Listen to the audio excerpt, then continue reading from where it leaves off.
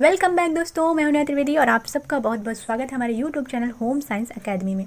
तो दोस्तों आज हम करेंगे प्रैक्टिस क्लास और आज के जो क्वेश्चंस हैं जो हम सॉल्व करने वाले हैं वो हैं आपके रिलेटेड बैक्टीरिया और वायरस से, यानी कि किस तरीके से बैक्टीरिया से रिलेटेड हमारे कुछ बीमारियाँ होती हैं और कुछ हमारी वायरस जनित यानी कि आपके विषाणु जनित बीमारियां होती हैं। तो आज हम उनके बारे में चर्चा करेंगे, कुछ क्वेश्चन आंसर सॉल्व करेंगे। तो आइए बिना टाइम वेस्ट किए हम अपना फर्स्ट क्वेश्चन सॉल्व करते हैं, जो कि हमारा फर्स्ट क्वेश्चन है, कुष्ठ रोग के लिए जिम्मेदार बैक्टीरिया कौन सा है। जी हाँ, कुष्ठ रोग के लिए जिम्मेदार बैक्टीरिया आपका, आइए पहले हम कुष्ठ रोग के बारे में जान लेते हैं थोड़ा सा। जो कुष्ठ रोग होता है वो है वो एक मतलब कि आपकी स्किन से संबंधित एक बीमारी होती है। इसमें कुछ कोशिकाओं का क्षय होने लगता है, जिससे जो है कई बार त्वचा में ऐसे फोड़े फुंसी जैसा कुछ देखने को मिलता है, उसमें से जो है पस जैसा निकलने लगता है। तो इस तरीके की एक बहुत ही भयानक बीमारी होती है और इसके लिए जो जिम्मेदार बैक्टीरिया होता है वो है आपका माइकोबैक्टीरियम लेप्री। कौन सा? Mycobacterium leprae. अच्छा, माइकोबैक्टीरियम लेप्री हमें ये तो पता चल गया। अच्छा, अब हम इसका इलाज कैसे करते हैं? इसके लिए कुछ मेडिसिन्स होती हैं। मेडिसिन्स क्या होती हैं? एक एक डेप्सोन नाम की मेडिसिन होती है, एक क्लोफाजीम नाम की मेडिसिन होती है, एक होती है रिफेमिसिन नाम की वैक्सीन। तो इस तरीके की कई सारी मतलब मेडिसिन्स होती हैं जिनका यूज करके हम कुष्ठ रोग से बच सकते हैं, या कुष्ठ रोग के जैसे कुष्ठ रोग हो जाता है जिसको, उसके लिए ये मेडिसिन यूज़फुल होती हैं। तो एक क्वेश्चन अच्छा इसमें और बनता है, वो ये है कि अंतर्राष्ट्रीय कुष्ठ दिवस कब मनाया जाता है? ये भी पूछा जा सकता है ये क्वेश्चन। तो अंतर्राष्ट्रीय कुष्ठ दिवस जो है आपका जनवरी के अंतिम रविवार को मनाया जाता है। कब? जनवरी के अंतिम रविवार को। तो ये रहा आपका पूरा कुष्ठ रोग। प्लाज्मोडियम इसका वो है, दूसरा ऑप्शन है, इसके बारे में हम आगे चर्चा करेंगे क्या होता है प्लाज्मोडियम से, क्या होता है। आइए नेक्स्ट क्वेश्चन हम सॉल्व करते हैं अपना। हमारा नेक्स्ट क्वेश्चन है, विब्रियो कॉलेरी नामक जीवाणु से कौन सा रोग फैलता है? जी हाँ, विब्रियो कॉलेरी नामक जीवाणु से कौन सा रोग फैलता है? फर्स्ट ऑप्शन है आपका टाइफाइड, दूसरा है पैराटाइफाइड, तीसरा है हैजा और चौथा है मलेरिया। तो आपका जो विब्रियो कॉलेरी नाम का जीवाणु है, इसके द्वारा हमारा हैजा रोग, कौन सा? हैजा संबंधित है। हैजा फैलता है आपका विब्रियो कॉलेरी नामक जीवाणु से। अच्छा, ये कैसा होता है? ये जो जीवाणु होता है ये कामा के आकार का होता है। कौन से आकार का होता है? कामा के आकार का। ये मक्खियों के द्वारा फैलता है, ठीक है, मक्खियों द्वारा इसका संक्रमण फैलता है। मक्खियाँ इसकी वाहक होती हैं। उसके बाद जो हमारी जैसे मौसम होता है ना, गर्मी और बरसात का मौसम, जब मक्खियाँ बहुत ज़्यादा होती हैं तो उस टाइम पे ये बीमारी फैलने की ज़्यादा संभावना होती है। भीड़ भाड़ वाले इलाके में, जैसे कहीं मेला है और कहीं पे कुछ ऐसा है जहाँ पे बहुत सारे लोग हैं, तो वहाँ पर भी ये संक्रमण फैलने की बहुत चांसेस होते हैं। और एक चीज़ और इसमें अभी 2021 में एक क्वेश्चंस बना था कि किसके द्वारा फैलता है, मतलब किस चीज़ के द्वारा, जैसे हम खाते हैं तो हमें हो जाता है ये हैज़ा। तो ज़्यादातर जल के द्वारा ये बीमारी फैलती है। भोजन भी इससे रिलेटेड है, लेकिन आंसर जो माना गया था वो जल माना गया था, और जल इसका मतलब ज़्यादा वो है आंसर, तो इसलिए जल माना गया था। तो हैजा जो है, इतने पॉइंट आप याद रखिए कि ये विब्रियो कॉलेरी नामक जीवाणु से होता है और ये जो है जल द्वारा फैलता है। और इसका पहले जीवाणु के बारे में हो सकता है कभी पूछ ले, तो आप याद रखिए कि कॉमा के आकार का इसका जीवाणु होता है, ठीक है। कई तरीके के जीवाणु होते हैं, जैसे कोकाई होता है वो गोलाकार में होता है, आपका बैसिलस जैसे होता है वो डंडाकार में होता है, स्पाइरिला होता है, सर्पिला होता है। तो वैसे ही आपका जो विब्रियो होता है वो कामा के आकार का होता है। तो ये रहा आपका क्वेश्चन इससे रिलेटेड, ठीक है। तो हमारा नेक्स्ट क्वेश्चन हो जाता है, पेचिस फैलने के कारण क्या है? पेचिस आप सभी लोग जानते होंगे। पेचिस में क्या होता है कि दस्त होने लगते हैं, पेट में ऐंठन होती है, दर्द होता है, और इसके साथ ही लिपलिपा चिकना श्लेष्म आता है, कभी कभी उसमें रक्त भी आने लगता है। तो ये आपका पेचिस होता है। अच्छा, इसमें जो पहला ऑप्शन है वो है अमीबा, दूसरा है वैसिलरी, तीसरा है वैसिलस और चौथा है सल्मोनेला। इसका जो राइट आंसर हो जाएगा वो है आपका अमीबा, ठीक है। पेचिस अमीबा के द्वारा फैलता है। अच्छा, पेचिस में दो तरीके की पेचिस होती है। एक तो होती है एमेबिक पेचिस, जिसके बारे में अभी हमने बात करी। दूसरा आपका बैसिलस पेचिस भी होता है। बैसिलस भी पेचिस के लिए जिम्मेदार होता है। जो बैसिलस द्वारा जो आपकी पेचिस होती है वो बहुत ही ख़तरनाक होती है, जिसमें रक्त आने लगता है। वो बैसिलस द्वारा जो फैलती है उसमें आपका रक्त आने लगता है। तो इसमें आंतों की झिल्लियों में जो है ऐसे उसमें घाव हो जाते हैं। तो ये बहुत ही भयानक होती है, बहुत ही ज़्यादा परेशानी वाली होती है। बैसिलस जो होती है, अमीबा जो होती है, इसमें एक वाइट कलर का सफ़ेद एक लिपलिपा सा कुछ स्लेस जैसा आता है। तो ये होती है ये वाली पेचेस, ठीक है। नेक्स्ट क्वेश्चन की हम बात करेंगे। नेक्स्ट क्वेश्चन है सैया घाव में प्रयोग किया जाता है। सैया घाव, जैसे बहुत समय पर कोई बिस्तर पर लेटा है तो उसमें घाव हो जाते हैं उसके स्किन में, तो वो घाव में किस चीज़ का हम यूज़ करते हैं। तो पहला ऑप्शन है आपका गर्म पानी की थैली। गर्म पानी की थैली तो होगी नहीं। मोटी चद्दर, ये भी नहीं है। रिंग कुशन, और इनमें से कोई नहीं। तो इसका जो राइट आंसर हो जाएगा वो है आपका रिंग कुशन, ठीक है। क्या है? रिंग कुशन, यानी सैया घाव में हम रिंग कुशन का यूज करते हैं, ठीक है। नेक्स्ट क्वेश्चन की बात करेंगे, क्वेश्चन नंबर 5वां, जो कि बात करता है चेचक के विषाणु का नाम बताइए। क्या है? चेचक के विषाणु का नाम बताइए। अच्छा, आपका चेचक जो होता है वो आपका जो है एक, इसको चिकन पॉक्स भी बोलते हैं। क्या बोलते हैं? चिकन पॉक्स, ठीक है। इसकी जो खोज हुई थी वो 1798 ईस्वी में। कब हुई थी? 1798 ईस्वी में। 1798 ईस्वी में आपके चेचक की खोज की थी। किसने की थी? आपके एडवर्ड जेनर द्वारा। किसके द्वारा? एडवर्ड जेनर द्वारा की गई थी। एडवर्ड जेनर द्वारा आपके इसकी चेचक की खोज की गई थी, ठीक है।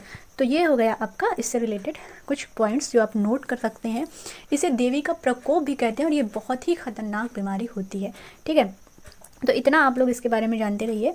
और एक चीज़ और भी है, वो ये है कि 1897 ईस्वी में भारतीय रोग संक्रमण अधिनियम के अनुसार इसका जो टीका है वो अनिवार्य कर दिया गया था।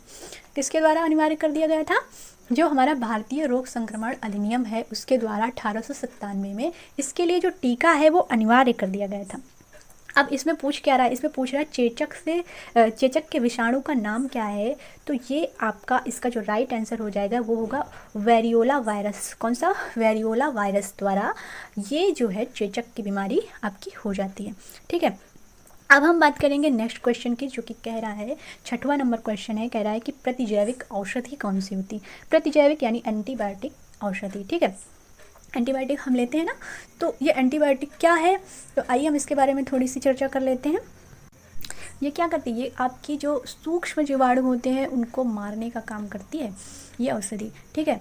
तो इसमें जो है कुछ औषधियाँ, इसके लिए हम सबसे पहले जो इसका राइट आंसर है उसका हो जाएगा स्ट्रेप्टोमाइसिन। क्या है? स्ट्रेप्टोमाइसिन। कुछ और भी ऐसी ही प्रतिजैविक औषधियाँ हैं, जैसे आपके स्ट्रेप्टोमाइसिन तो हो ही गई, एक होती है टेट्रोसाइक्लिन होती है, एक होती है इरिथ्रोमाइसिन। तो इस तरह की बहुत सारी एंटीबायोटिक औषधियाँ होती हैं जो कि सूक्ष्म जीवों को नष्ट करने के काम आती हैं। सामान्य रूप से ये यूज़ होती है, जैसे आपकी जो कवक होते हैं ना, कवक जीवाणु, इन्हीं के द्वारा ये जो एंटीबायोटिक औषधि है ये बनाई जाती है, ठीक है। तो हम नेक्स्ट क्वेश्चन की बात करेंगे। अब अगला जो है 7वां नंबर प्रश्न, वो है वायु द्वारा फैलने वाला रोग कौन सा है? तो वायु द्वारा फैलने वाला रोग आपका, जैसे वायरस का ही वो रोग होगा, है ना। काली खांसी नहीं है, काली खांसी फर्स्ट जो ऑप्शन है काली खांसी, दूसरा है पेचिस, और आपका तीसरा है खसरा, और चौथा है खूनी पेचिस। तो वायु द्वारा फैलने वाला रोग है आपका खसरा, ठीक है। खसरा है आपका वायु द्वारा फैलने वाला रोग। तो ये जो आपका खसरा होता है इसके बारे में थोड़ी सी बात करेंगे। ये आपका इसको हम मीजल्स भी कहते हैं, ठीक है। इस खसरे को ही हम मीजल्स भी कहते हैं। इसमें क्या होता है कि जो त्वचा होती है वो जली जली से दिखाई देती है, स्किन इसके ख़राब हो जाती है। और इसके जो वायरस है, वायरस का जो नाम है वो है पारामिक्सो वायरस। कौन सा है? आपका पारामिक्सो वायरस, ठीक है। पारामिक्सो वायरस होता है, उसके द्वारा ये जो है फैल जाता है, ठीक है। ये एक प्राणघातक बीमारी होती है, आपके बच्चों में बहुत ज़्यादा देखने को मिलती है। तो इसके लिए कुछ टीके भी बनाए गए हैं भारत सरकार द्वारा, तो ऐसे टीके भी लगाए जाते हैं। तो इसका राइट आंसर हो जाएगा खसरा। नेक्स्ट क्वेश्चन की हम बात करेंगे। नेक्स्ट क्वेश्चन है आपका, जी हाँ, ग्लोब्यूमिन। आपका ग्लोब्यूमिन जो होता है वो शरीर के लिए आवश्यक है, क्योंकि तो इसमें सबसे पहला जो पहला ऑप्शन है वो है यह प्लाज्मा में जल की मात्रा नियंत्रित करता है। दूसरा है यह रक्त का थक्का बनने में सहायता प्रदान करता है। तीसरा है आपका इनमें अनेक बीमारियों से शरीर को बचाने के लिए एंटीबॉडीज़ पाए जाते हैं। चौथा है उपर्युक्त सभी। तो इसका जो राइट आंसर हो जाएगा वो हो जाएगा आपका आंसर नंबर तीसरा, ठीक है, ऑप्शन नंबर तीसरा हो जाएगा। इसमें अनेक बीमारियों से शरीर को लड़ने के लिए एंटीबॉडीज़ पाए जाते हैं, ठीक है। ये रुधिर के यानी कि रक्त के प्लाज्मा में पाया जाता है। या जो होता है यह एक प्रोटीन बीजीय पौधे, जैसे आपके जो प्रोटीन होते हैं, प्रोटीन्स होती है एक तरीके की, और जो बीजीय पौधे होते हैं या फिर आपके अनाजों में पाया जाता है क्या, ग्लोब्यूमिन, ठीक है। तो नेक्स्ट क्वेश्चन है, अब नेक्स्ट क्वेश्चन की हम बात करेंगे जो क्वेश्चन नंबर 9, जिसमें आपका है एड्स की जानकारी हमें किस वर्ष प्राप्त हुई, ठीक है। एड्स की जानकारी हमें किस वर्ष प्राप्त हुई। तो जो एड्स है ये है आपका एक तरीके का वायरस होता है, वायरस जनित बीमारी है, एक्वायर्ड इम्यूनो डिफिशियंसी सिंड्रोम। इसका जो वो होता है वर्ड होता है वो होता है एक्वायर्ड इम्यूनो डिफिशियंसी सिंड्रोम, इसको कहते हैं आपके एड्स को। या शरीर के जो संक्रामक रोगों के प्रति जो एक क्षमता होती है, रोग प्रतिरोधक क्षमता, उसको समाप्त कर देती है।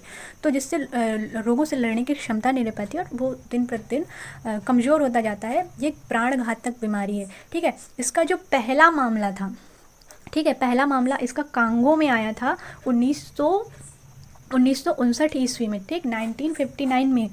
और अगर हम बात करें भारत की, तो भारत में इसका पहला मामला आपका 1986 में देखने को मिला। कब मिला? 1986 में। एक चेन्नई की डॉक्टर थी सुनीति सोलेमन, का आपने नाम सुना होगा। सुनीति सोलेमन एक चेन्नई की डॉक्टर थी जिन्होंने सर्वप्रथम इसको प्रकाश में लाया। ये एक बीमारी है, जैसे किसी को अगर कोई इससे संक्रमित होता है उससे ब्लड आदान प्रदान में, या कभी इरेज़र या फिर ब्लेड का यूज़ करने में, या फिर आपका कोई मतलब असुरक्षित फिजिकल रिलेशनशिप से भी ये बीमारी हो जाती है। नेक्स्ट क्वेश्चन की हम बात करेंगे। नेक्स्ट क्वेश्चन आपका काली खांसी का संप्राप्ति काल कितना होता है, ठीक है। क्या है? काली खांसी का संप्राप्ति काल कितना होता है। तो थोड़ा सा हम काली खांसी के बारे में जानेंगे। तो जो काली खांसी होती है ना, ये प्रायः बच्चों में, छोटे बच्चों में देखने को मिलती है। जो बार्डीटेला पर्ट्यूटिस नाम का एक विषाणु होता है जिसके द्वारा आपकी एक काली खांसी हो जाती है, ठीक है। ये लगभग 6 सप्ताह तक रहती है और इसका जो संप्राप्ति काल है वो है आपका, संप्राप्ति काल आपका हो जाता है, 1 मिनट, इसका जो संप्राप्ति काल है वो है 6 से 18 दिन, ठीक है, 6 से 18 दिन। और ये आपके 6 से 18 दिन तक इसका संप्राप्ति काल है और लगभग 6 सप्ताह तक ये रहती है, ठीक है। वैज्ञानिक नाम अगर इसकी बात करें हम काली खांसी की वैज्ञानिक नाम की, तो जो हीमोफिलस होता है, हीमोफिलस पर्ट्यूटिस, इसके द्वारा ये इसका वैज्ञानिक नाम है और DPT का टीका इसमें लगवाया जाता है। चलिए अब हम नेक्स्ट क्वेश्चन की बात करते हैं। नेक्स्ट क्वेश्चन है क्वेश्चन नंबर 11, टाइफाइड रोग का कारण क्या है। टाइफाइड रोग का कारण क्या है, इसका जीवाणु का नाम पूछ रहा है। तो टाइफाइड जो है आपका पहला जो ऑप्शन है इसका है स्ट्रेप्टोकोकस टाइफी, ठीक है। सेकेंड ऑप्शन है आपका सल्मोनेला टाइफी, तीसरा है प्लाज्मोडियम और चौथा इनमें से कोई नहीं। तो सबसे पहले इसका जो राइट आंसर हो जाएगा, राइट आंसर इसका हो जाएगा आपका सल्मोनेला टाइफी। कौन सा? Salmonella typhi. प्लाज्मोडियम से आपका मलेरिया फैलता है और ये स्ट्रेप्टोकोकस टाइफाइड से रिलेटेड नहीं है। आपका सल्मोनेला टाइफी जो होता है वो आपका टाइफाइड से रिलेटेड। अच्छा, टाइफाइड को ही हम आंत्र ज्वर भी कहते हैं। आंत्र ज्वर, मोती झाला, मियादी बुखार, सब के नाम से आपका ये टाइफाइड जाना जाता है, ठीक है। ये पानी की गंदगी से अधिक फैल जाता है। इसमें जो है आपके त्वचा में छोटे छोटे लाल रंग के धब्बे दिखाई पड़ते हैं, बुखार होता है, सिर दर्द होता है, इस तरीके से कई सारी चीज़ें आपको देखने को मिलती हैं। क्लोरोमाइसिटीन कैप्सूल जो होती है उसकी रोकथाम के लिए बहुत ही उपयोगी मानी जाती है। ये एक एंटीबायोटिक दवा है, इसमें एंटीबायोटिक दवा का भी यूज़ करते हैं, इसके पहले हमने एंटीबायोटिक के बारे में बात की थी। TAB नाम का टीका इसमें लगवाया जाता है और इसकी अगर संप्राप्ति काल की बात करें तो वो है 7 से 21 दिन, ठीक है। कितना? 7 से 21 दिन इसका संप्राप्ति काल होता है। तो ये है, इसके कुछ पॉइंट्स हैं जो आप नोट कर सकते हैं, ठीक है। अगला हम क्वेश्चंस की बात करेंगे। अगला क्वेश्चंस जो है हमारा वो है कौन सी बीमारी एडीज़ मच्छर के काटने से होती है। कौन सी बीमारी एडीज़ मच्छर के काटने से होती है। तो आपका जो फर्स्ट ऑप्शन है वो है मलेरिया, दूसरा है फाइलेरिया, तीसरा है चिकनगुनिया और चौथा है आपका डेंगू, ठीक है। एडीज़ मच्छर के काटने से, एडीज़ मच्छर से काटने से इसका जो राइट आंसर हो जाएगा ये हो जाएगा चिकनगुनिया, ठीक है। कौन सा हो जाएगा? इसका राइट आंसर हो जाएगा चिकनगुनिया, ठीक है। चिकनगुनिया इससे रिलेटेड है। अगर हम फाइलेरिया की बात करें तो फाइलेरिया जो होता है वो आपका परजीवी क्यूलेक्स मच्छर के काटने से हो जाता है। कौन सा परजीवी? क्यूलेक्स होता है, एक ये फैंटिगस मादा मच्छर होता है। क्यूलेक्स फैंटिगस मादा मच्छर का विषाणु होता है जो कि आपका जो फाइलेरिया होता है इससे हो जाता है। अगर कोई संक्रमित व्यक्ति को, जैसे कोई फाइलेरिया से संक्रमित है और उस व्यक्ति को कोई मच्छर काट लेता है, तो अगर किसी स्वस्थ व्यक्ति को वही मच्छर काट लेगा तो वो फाइलेरिया से पीड़ित हो जाएगा, उसे भी ये फाइलेरिया हो जाएगी। डेंगू के बारे में इस समय बहुत आपका डेंगू देखने को मिला है, तो डेंगू के बारे में बात करेंगे। ठीक है, डेंगू जो मच्छर होता है उस मच्छर का नाम है इजिप्ट मच्छर, मादा इजिप्ट मच्छर से डेंगू आपका फैलता है। एक वायरस है, ये एक वायरस है। ठीक है, ये इसका संक्रमण फैल जाता है छूने से, पास में होने से। तो अभी डेंगू का बहुत ज़्यादा प्रकोप आपको देखने को मिला है। तो डेंगू के से आपसे सिर्फ इतना ही क्वेश्चन बन सकता है कि इसके लिए कौन सा मतलब मच्छर जिम्मेदार होता है।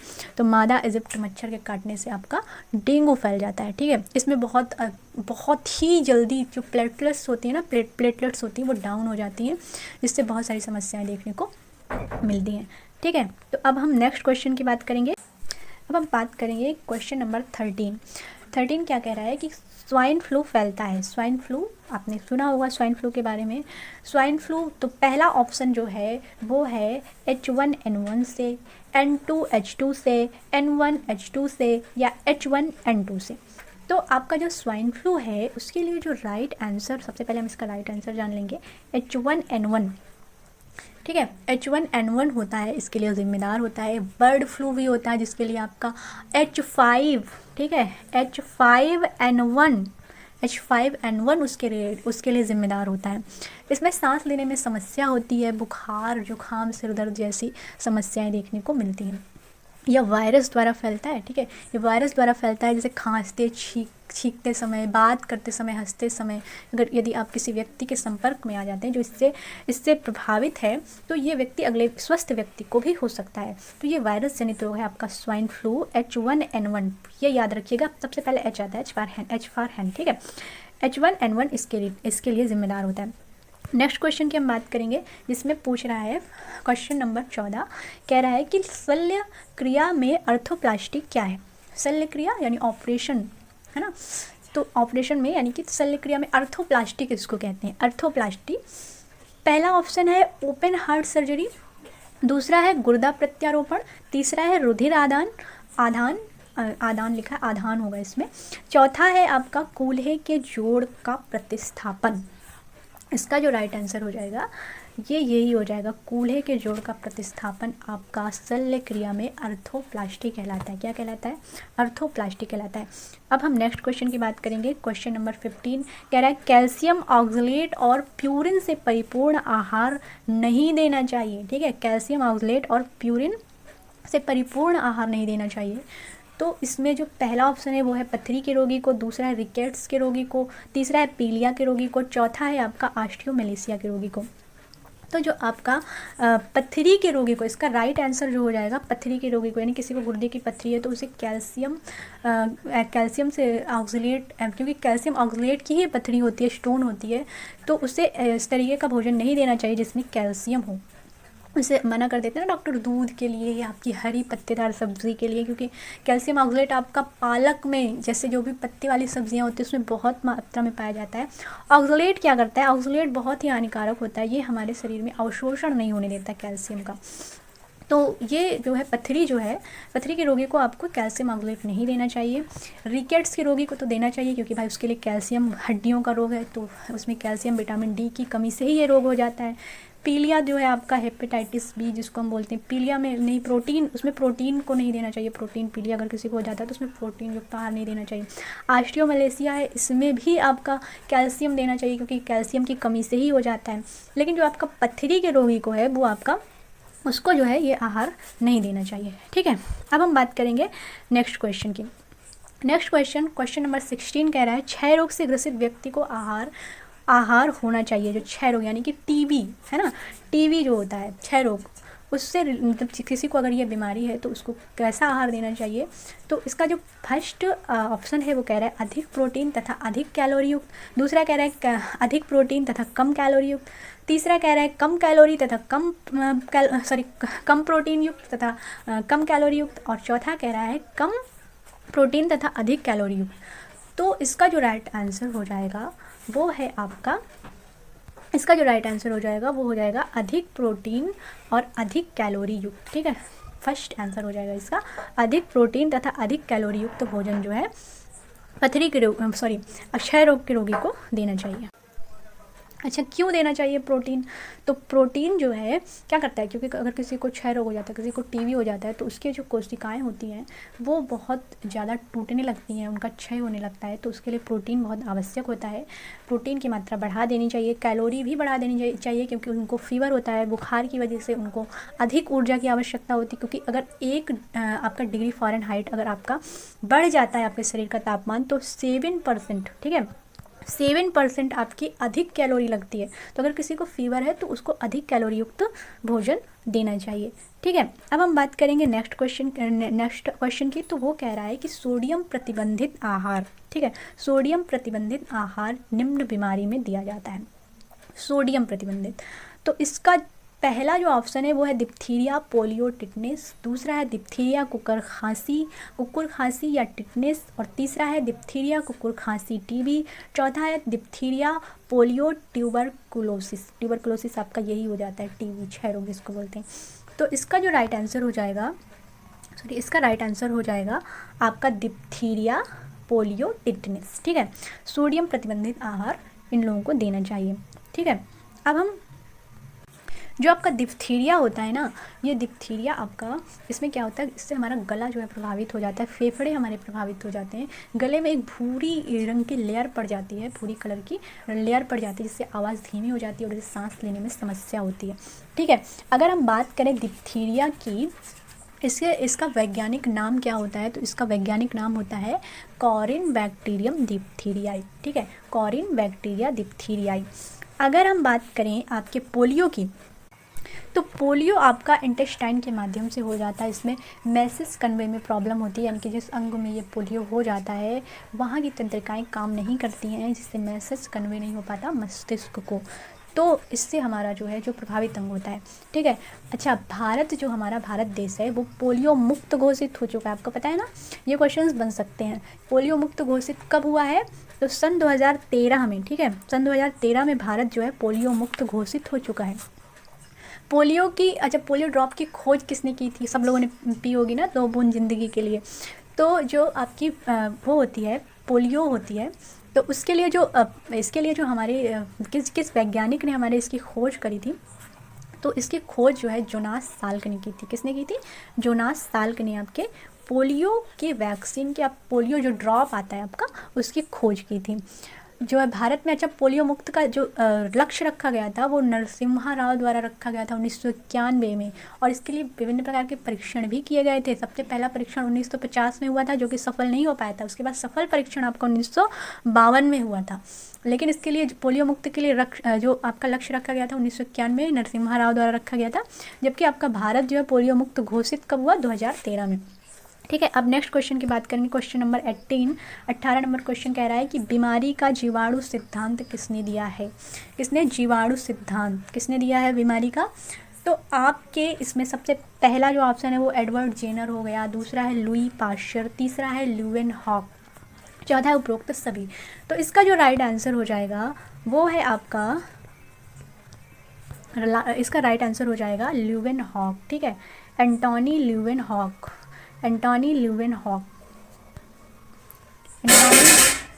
ल्यूवेन हॉक द्वारा ये जो है बीमारी, इस जीवाणु की खोज करी गई थी। जीवाणु सिद्धांत की खोज, ठीक है, कब की गई थी? अच्छा, अगर ये भी पूछा जा सकता है ना कि एंटोनी ल्यूवेन हॉक ने कब जीवाणु की खोज की थी, तो आपके 1683 में। ठीक है, 1683 में खोज की गई थी। किसमें?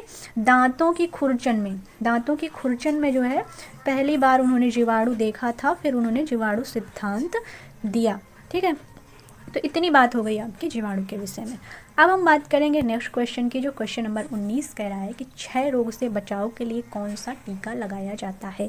जी हाँ, क्षय रोग से बचाव के लिए कौन सा टीका लगाया जाता है। पहला है MMR, दूसरा है DPT, तीसरा है BCG, चौथा है हेपेटाइटिस। तो इसका जो राइट आंसर हो जाएगा वो है आपका ऑप्शन नंबर तीसरा, BCG का टीका लगाया। तो जन्म के तुरंत बाद लगाया जाता है आपका BCG का टीका बच्चों में क्षय रोग से बचाव के लिए। अब हम थोड़ी सी बात करेंगे, जैसे आपका DPT का टीका है तो ये आपका काली खांसी के लिए लगाया जाता है। ठीक है, DPT का टीका काली खांसी के लिए लगाया जाता है। काली खांसी अगर किसी पहले ही बच्चों में लगाया जाता है, सॉरी काली खांसी आप समझ गए होंगे। दूसरा है MMR का टीका। MMR का टीका आपका खसरा, मम्स, रूबेला, ये तीनों के लिए एक साथ लगाया जाता है MMR का टीका।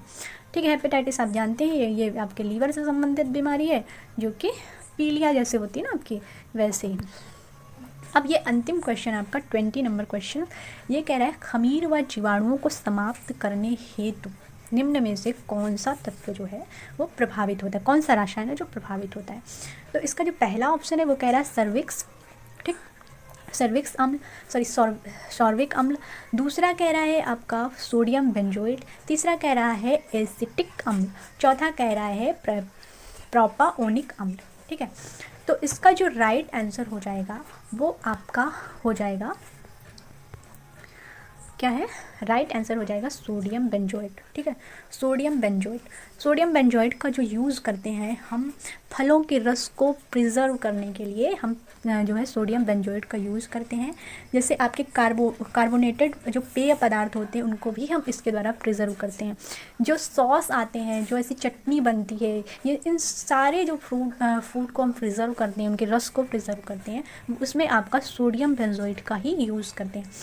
तो दोस्तों आज के ये 20 क्वेश्चंस थे। आप लोग ज़रूर बताइएगा कि कैसी लगी आपको वीडियो, और हम अगली वीडियो में मिलेंगे।